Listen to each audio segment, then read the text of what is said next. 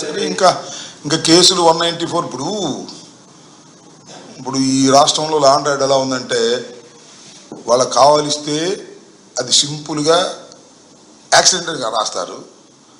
అదే ఏదైనా కోపం ఉంటే ఇంటెన్షన్ కలిపి మర్డర్ని రాస్తారు.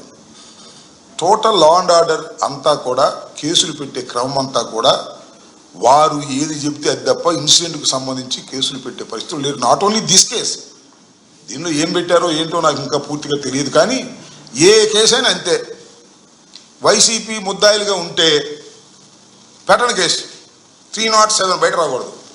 ఇంకా నయ్యం మా మీద ఎక్కడ దొరకలేదు. కానీ డెడ్ బాడీ దొరికితే మర్డర్ కేసు కూడా పెట్టేసేవాడు మా మీద.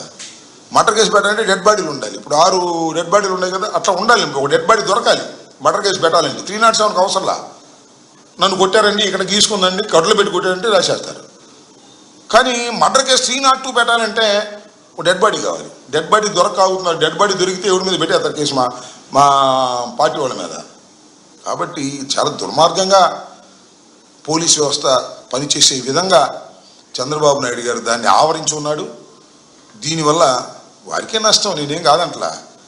మాది మీరు 6 మాసాల్లోనే మనవి చేస్తున్నా, వైఎస్ఆర్ కాంగ్రెస్ పార్టీ అణిచేద్దాం అనుకుంటున్నారేమో, అంతర్గతంగా అగ్ని పర్వతంలాగా తయారవుతుంది. గుర్తుపెట్టుకోండి, వైఎస్ఆర్ కాంగ్రెస్ పార్టీ 6 మాసాల్లో మా మీద మీరు చేసినటువంటి కక్ష సాధింపులతో అందరూ కుమిలిపోతున్నాం, ఒక అగ్ని పర్వతంలాగా తయారవుతున్నాం. జాగ్రత్త, గుర్తుపెట్టుకోమని కూడా ఈ సందర్భంగానే చెప్పదలుచుకున్నాం.